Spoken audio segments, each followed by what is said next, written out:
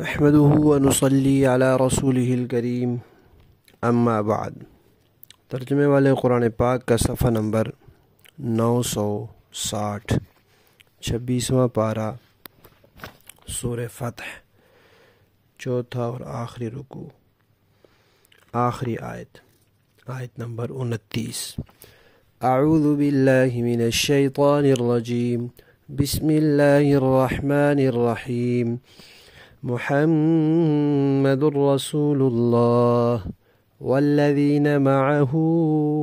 اشداء علی الكفار رحماء بینہم تراہم رکعا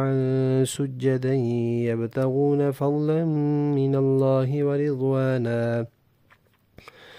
سیماہم فی وجوہہم من اثر السجود ذلك مثلهم في التوراة ومثلهم في الإنجيل كزرع أخرج شطأه فآزره فاستغلظ فاستوى على سوقه يعجب الزراع ليغيظ بهم الكفار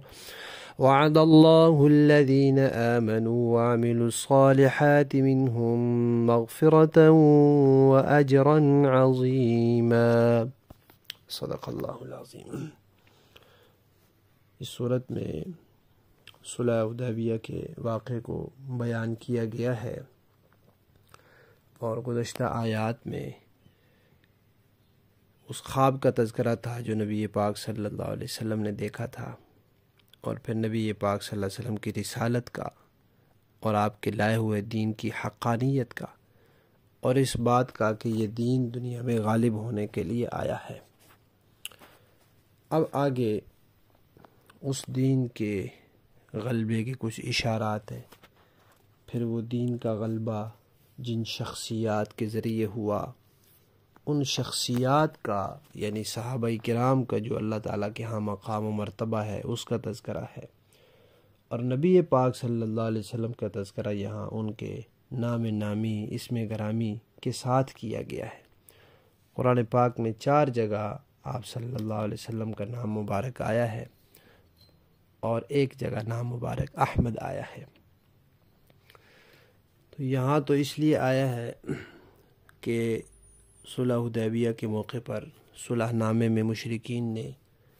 محمد بن عبداللہ لکھوایا تھا، محمد الرسول اللہ لکھنے کو تسلیم نہیں کیا تھا، تو اللہ تعالیٰ نے کہا تم نہیں لکھتے تو نہ لکھو، ہم قرآن میں لکھتے ہیں جو ہمیشہ کے لیے رہے گا، صرف قیامت تک کے لیے نہیں، قرآن تو اس کے بعد بھی ہمیشہ کے لیے رہے گا، جو جنت میں بھی پڑھا جائے گا، سنا جائے گا، اللہ تعالیٰ تلاوت فرمائیں گے۔ تو اب یہ ہمیشہ کے لیے قرآن میں آ گیا محمد الرسول اللہ۔ پھر آگے صحابہ کرام کے اوصاف ہیں، صفات ہیں، ان کے فضائل ہیں، ان کے مناقب ہیں جو اللہ تعالیٰ بیان فرما رہے ہیں۔ یہ بات اچھی طرح ذہن نشین کرنی چاہیے کہ اللہ تعالیٰ نے جب روحیں پیدا فرمائی تھیں تو ان میں سے ان روحوں کو چن لیا تھا جن کو نبی بنانا تھا، وہی نبوت کے قابل تھیں، ان کے علاوہ کوئی نبی بنائے جانے کے لائق نہیں تھا۔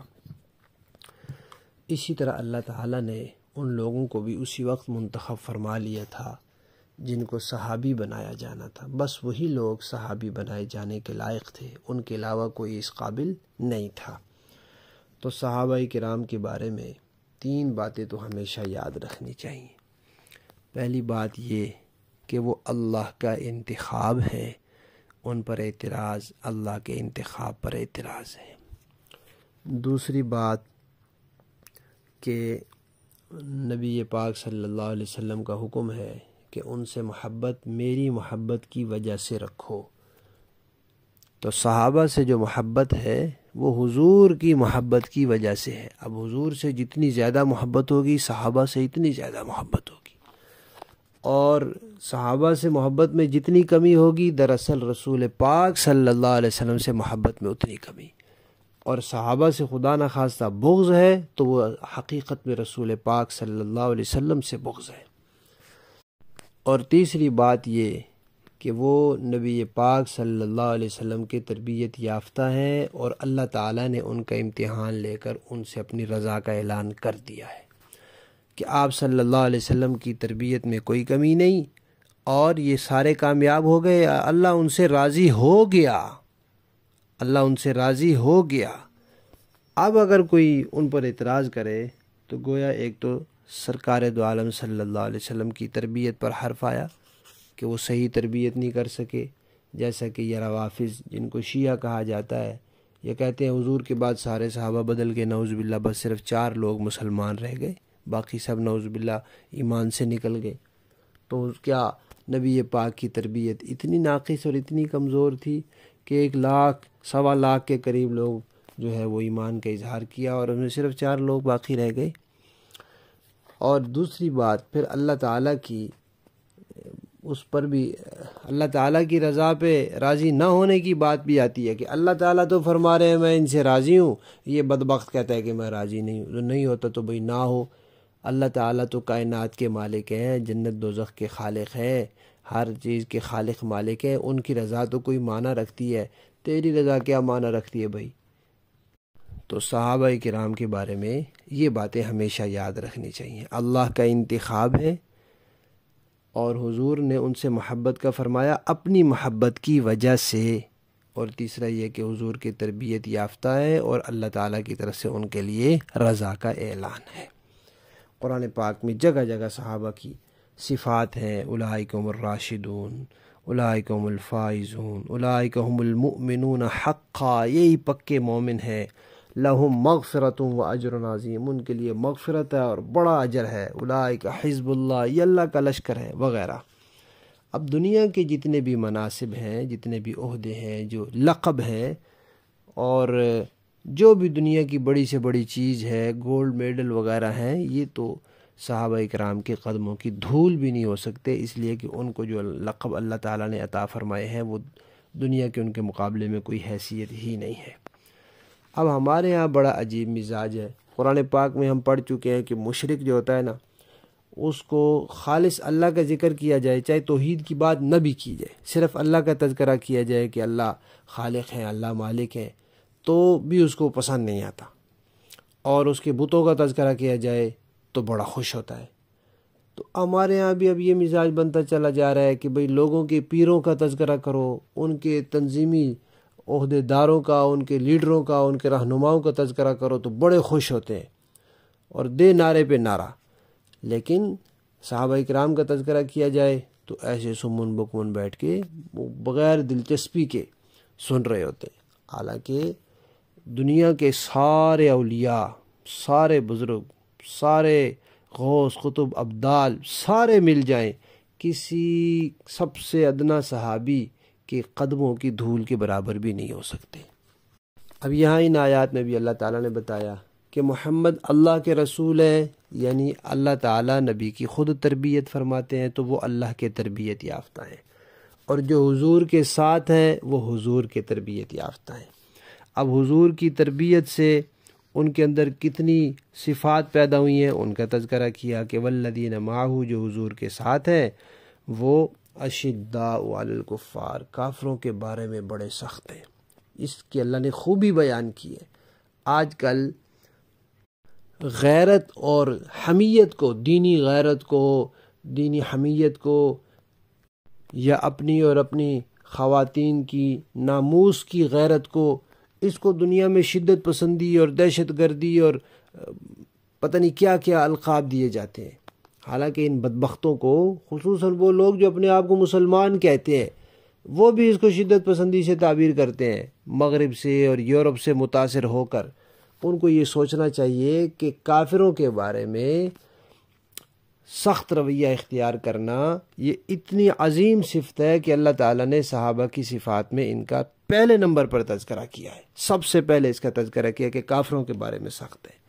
لیکن یہ سختی کوئی ان کی ایسے نہیں کہ ہر وقت ہی غصہ کرتے ہو، ہر وقت لڑتے جھگڑتے ہو، کہا نہیں، آپس میں رحم دل ہے۔ تو زیادہ وقت تو اپنے ساتھیوں کے ساتھ گزرتا ہے نا، کافروں کے ساتھ تو کبھی کبھی معاملہ پیش آتا ہے،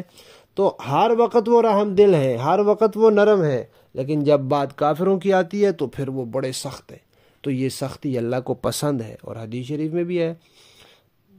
من حب للہ و ابغض للہ و اعطى للہ و منع للہ فقد استکمل الایمان۔ اللہ کے لیے محبت رکھنا جیسے ایمان کو مکمل کرنے کا ذریعہ ہے، ایسے ہی اللہ کی خاطر بغض رکھنا بھی ایمان کے مکمل کرنے کا ذریعہ ہے۔ صرف محبت سے بھی ایمان پورا نہیں ہوتا اور صرف بغض سے بھی پورا نہیں ہوتا۔ لوگ جو ہیں آج کل خطیب قسم کے لوگ خاص طور پہ وہ آدھی حدیث بیان کرتے ہیں، اور یہ جو ملحدین ہیں ان کا تو کام ہی یہ ہے، آدھی حدیث بیان کرتے ہیں کہ اللہ کے لیے محبت کرنے سے ایمان پورا ہوتا ہے۔ صرف محبت کرنے سے ایمان پورا نہیں ہوتا، اللہ تعالیٰ نے صحابہ کی یہاں صفت ذکر کی ہے، تو لوگ اس کو شدت پسندی کہتے ہیں، کہتے رہے۔ اللہ کو یہ صفت پسند ہے کہ کافروں کے بارے میں ایک مسلمان کو سخت ہونا چاہیے، کافروں اور کفر کا انسان کے دل میں بغض ہونا چاہیے، یہ اللہ کو پسند ہے، اور اتنی پسند ہے کہ صحابہ کرام کے اوصاف میں اللہ نے اس کو پہلے بیان کیا، اور ساتھ یہ بھی بتا دیا کہ آپس میں رحم دل ہے۔ پھر ان کی یہ صفت بھی بتائی کہ وہ گویا کہ ہر وقت ان کو نماز میں دیکھو کہ عبادت میں بہت مگن ہے۔ دنیا میں انسان آیا عبادت کرنے کے لیے، تو ان کی زندگی سراپا عبادت ہے، اور عبادات میں ایک اہم عبادت جو ہے وہ نماز ہے۔ تو وہ رکوع کر رہے ہوتے ہیں، سجدہ کر رہے ہوتے ہیں، نماز میں مشغول ہوتے ہیں، جب موقع ملتا ہے بس نماز میں لگ جاتے ہیں۔ اور نماز بھی جو ان کی ہوتی ہے وہ ریاکاری اور دکھلاوے کی نہیں ہوتی۔ کس لیے ہوتی ہے؟ فضلا من اللہ و رضوانہ، اللہ کا فضل اور اللہ کی رضا کے لیے، یعنی خالص اللہ کے لیے ہوتی ہے۔ اور پھر اور علامت بھی بتائی، وہ کیا؟ فرمایا کہ یہ جو نماز پڑھتے ہیں نا اخلاص سے پڑھتے ہیں، اس اخلاص کا جو نور ہے ان کے دل میں وہ پھوٹ کر ان کے چہروں سے نظر بھی آ رہا ہوتا ہے، تو ان کے چہرے نورانی ہوتے ہیں۔ اللہ فرماتے ہیں ہم نے تورات میں بھی ان کی یہی مثال بیان کی، اور انجیل میں بھی اللہ فرماتے ہیں ہم نے مثال بیان کی۔ گویا صحابہ کرام ایسا خدائی لشکر ہے کہ اللہ تعالیٰ نے ان کے آنے سے صدیاں پہلے ان کے اوصاف بیان کر دیے، تورات میں بھی اور انجیل میں بھی۔ فرمایا اس میں مثال کیا ہے کہ ایک کھیتی ہے، اس میں بیج ڈلتا ہے، بیج سے اس کی کونپل نکلتی ہے، پھر وہ ذرا موٹی ہوتی ہے، پھر وہ مضبوط ہو کر تنے پر کھڑی ہو جاتی ہے۔ جب وہ کھیتی پوری کھڑی ہو جاتی ہے تو اس کو دیکھ کر کسان خوش ہوتا ہے۔ تو اللہ تعالیٰ نے صحابہ اکرام کو ایسی ہی کھیتی بنایا ہے۔ حضور نے بیج ڈالا، پہلے ابو بکر ایمان لائے، پھر آہستہ آہستہ زیادہ ہو گئے، تو یوں وہ کھیتی سے کونپل نکلی، پھر اس کے بعد وہ موٹی ہو گئی، پھر وہ اپنے تنے پر کھڑی ہو گئی۔ اب صحابہ کو دیکھ کر اللہ کے نبی خوش ہوتے ہیں، تو جس کو دیکھ کر اللہ کے نبی خوش ہوتے ہیں، ایمان والے کو بھی خوش ہونا چاہیے، اور جو خوش نہیں ہوتا پھر وہ ایمان والا نہیں ہے۔ تو اسی لیے ساتھ اللہ نے فرما دیا لِيَغِيظَ بِهِمُ الْكُفَّارَ، تاکہ ان کے ذریعے اللہ کافروں کو جلائے۔ حضرت امام مالک رحمۃ اللہ علیہ اور بہت سے علماء نے یہ لکھا ہے کہ جو صحابہ سے جلے اور جس کے دل میں صحابہ کا بغض ہو وہ پکا کافر ہے، کیونکہ اللہ نے فرمایا کہ اللہ کفار کو جلائے، تو صحابہ سے جلن کفار کو ہوتی ہے، کسی ایمان والے کو نہیں ہوتی۔ اگر کوئی اپنے آپ کو ایمان والا کہتا بھی ہے، اہل سنت میں سے کہتا بھی ہے، لیکن اس کو صحابہ کرام سے بغض ہے اور صحابہ کرام سے اس کو جلن ہے، اور صحابہ کرام پہ طرح طرح سے اعتراضات کرتا ہے، جیسے ہمارے ہاں یہ انجینئر ہے علی مرزا، تو پکی بات ہے کہ اللہ کے یہاں یہ ایمان والے نہیں ہیں، کیونکہ ان کو صحابہ سے جلن ہوتی ہے۔ تو ایسے لوگ جن کی اللہ نے تورات میں مثال بیان کی، انجیل میں بیان کی، اللہ نے وعدہ کر لیا ہے، ایمان والے ہیں، یہ نیک عمل والے ہیں۔ کچھ ان کے ساتھ منافقین بھی مل جل کر رہتے تھے، جیسے صلح حدیبیہ میں بھی ایک منافق آ گیا تھا، واپس گئے اور خیبر کی طرف جانے لگے تو منافقین نے کہا ہم بھی جائیں گے، فرمایا نہیں جاؤ گے تم، صرف یہی صحابہ کرام جائیں گے۔ تو اللہ نے فرمایا کہ یہ جو ایمان والے لوگ ہیں، نیک عمل والے ہیں، یعنی صحابہ ہیں، ان سے اللہ نے مغفرت کا وعدہ کر لیا ہے اور بڑے اجر کا وعدہ کر لیا ہے۔ تو جن کو اللہ نے بخش دیا، جن سے اللہ نے بڑے اجر کا وعدہ کر لیا، اب اللہ کے کسی بندے کو کیا حق ہے اور اس کا منہ ہی کیا ہے کہ وہ ان کے بارے میں کوئی بات کرے کہ انہوں نے یہ کیوں کیا اور یہ کیوں کیا۔ لفظی معنی دیکھیں جی، محمد الرسول اللہ، محمد صلی اللہ علیہ وعلی آلہ وصحابہ وسلم اللہ کے رسول ہیں۔ والذین، اور جو لوگ معہو ان کے ساتھ ہیں، اشداء وہ بڑے سخت ہیں، علی الکفار کافروں پر، رحماء نرم دل ہیں، بینہم آپس میں، تراہم تو ان کو دیکھے گا، رکعن رکوع کرتے ہوئے، سجدن سجدہ کرتے ہوئے، یبتغون وہ تلاش کرتے ہیں، فضلا فضل، من اللہ اللہ کا، ورضوانہ اور اللہ کی رضامندی، سیماہم ان کی علامت، فی وجوہہم ان کے چہروں میں، من اثر السجود سجدوں کے اثر سے، یعنی نماز کے اثر سے، تقوی کے اثر سے، دل کے اخلاص کے اثر سے۔ ذالکا یہ مثلہم ان کی مثال ہے، فی التورات تورات میں، ومثلہم اور ان کی مثال فی الانجیل انجیل میں یہ ہے، کزرع جیسا کہ ایک کھیتی، اخرجا نکالی اس نے، شطأہ اپنی کومپل، فآزرہ پھر اس کو قوی کیا، فاستغلظ پھر وہ موٹی ہو گئی، فاستوی پھر سیدھی کھڑی ہو گئی، علی سوقی اپنے تنے پر، یعجب اچھی لگتی ہے، الزراع کسانوں کو، لیغیظ تاکہ جلائے غصہ دلائے اللہ تعالیٰ، بہم ان صحابہ کے ذریعے، الکفارہ کافروں خبیثوں کو، وعد اللہ اللہ نے وعدہ کیا ہے، الذین آمنون سے جو ایمان لائے، وعملوا الصالحات اور اچھے کام کیے، منہم ان میں سے، مغفرتاً مغفرت کا، واجرا عظیما اور بڑے اجر کا۔ ان آیات میں خلفائے راشدین کے بھی اشارات ملتے ہیں۔ معاہو کے لفظ سے حضرت صدیق اکبر کی طرف اشارہ ہے، جن کی معیت حضور کے ساتھ سب سے پہلے ایمان لائے اور آخر تک حضور کے ساتھ رہے۔ چند ایک مواقع تھے سفر کے جن میں ساتھ نہیں تھے، ورنہ ہمیشہ وہ ساتھ رہے، تو معیت میں وہ سب سے آگے، اگرچہ سارے صحابہ حضور کے ساتھ تھے۔ دوسری صفت، کافروں کے بارے میں سختی سب صحابہ کے دلوں میں پائی جاتی تھی، لیکن حضرت عمر اس وصف میں زیادہ نمایاں تھے،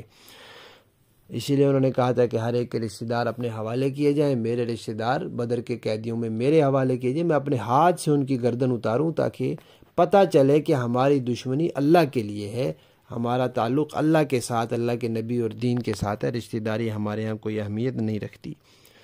تیسری صفت، رحماء بینہم، یہ حضرت عثمان کے اندر بہت کامل تھی، سارے صحابہ آپس میں رحم دل تھے، لیکن حضرت عثمان اس میں خاص مقام رکھتے تھے۔ اور چوتھی، نماز کثرت سے پڑھنے والی، حضرت علی رضی اللہ تعالیٰ عنہ کی صفت خاص تھی، اگرچہ سارے ہی صحابہ پکے نمازی تھے اور کثرت نماز کرنے والے تھے، کہ بکثرت نوافل نماز پڑھنے والے تھے۔ اسی طرح یہ جو آیت کا دوسرا حصہ ہے، اس میں جو کہا گیا کہ کھیتی نے اپنی کومپل نکالی، پھر وہ اس کو مضبوط کیا، پھر موٹی ہو گئی، پھر تنے پر کھڑی ہو گئی، تو اس سے بھی علماء نے کہا ہے کہ اشارہ ملتا ہے خلفائے راشدین کے ادوار کی طرف، کہ حضرت ابوبکر کے دور میں وہ نکلا، پھر حضرت عمر کے دور میں وہ قوی ہو گیا، حضرت عثمان کے دور میں وہ موٹا ہو گیا، خوب پھیل گیا، اور حضرت علی کے دور میں بالکل سیدھا اپنے تنے پر کھڑا ہو گیا۔ تو بات تو یہاں صلح حدیبیہ کی ہے، تو ان صحابہ کے اوصاف ہیں جو حدیبیہ میں حضور کے ساتھ تھے، لیکن صحابہ چونکہ سارے ہی صحابہ ہیں، حدیبیہ والوں کا مقام اگرچہ کچھ زیادہ ہے لیکن صحابیت میں سارے شامل ہیں، اور یہ شان صحابہ کی ہے، اس لیے باقی سب صحابہ کے لیے بھی یہی صفات ہیں۔ با محاورہ دیکھیں جی، محمد الرسول اللہ، محمد صلی اللہ علیہ وسلم اللہ کے رسول ہیں، والذین معه اشداء علی الکفار رحماء بینہم تراہم رکعا سجدا یبتغون فضلا من اللہ ورضوانا، اور جو لوگ ان کے ساتھ ہیں وہ کافروں کے مقابلے میں سخت ہیں اور آپس میں ایک دوسرے کے لیے رحم دل ہیں، تو انہیں دیکھو گے کہ کبھی رکوع میں ہیں، کبھی سجدے میں، غرض اللہ کے فضل اور خوشنودی کی تلاش میں لگے ہوئے ہیں۔ سیماہم فی وجوہہم من اثر السجود، ان کی علامتیں سجدے کے اثر سے ان کے چہروں پر نمایاں ہیں۔ ذالک مثلہم فی التورات، یہ ان کے وہ اوصاف جو تورات میں مذکور ہیں۔ ومثلہم فی الانجیل کزرع اخرج شطأہ فآزرہ فاستغلظ فاستوى علی سوقہ یعجب الزراع لیغیظ بہم الکفار۔ اور انجیل میں ان کی مثال یہ ہے کہ جیسے ایک کھیتی ہو جس نے اپنی کومپل نکالی، پھر اس کو مضبوط کیا، پھر وہ موٹی ہو گئی، پھر اپنے تنے پر اس طرح سیدھی کھڑی ہو گئی کہ کاشتکار اس سے خوش ہوتے ہیں، تاکہ اللہ تعالی صحابہ کی اس ترقی سے کافروں کے دل جلائے۔ وعد اللہ الذین آمنوا وعملوا الصالحات منہم مغفرة واجرا عظیما، یہ لوگ جو ایمان لائے ہیں اور انہوں نے نیک عمل کیے ہیں، اللہ نے ان سے مغفرت اور زبردست ثواب کا وعدہ کر لیا ہے۔ صدق اللہ العظیم۔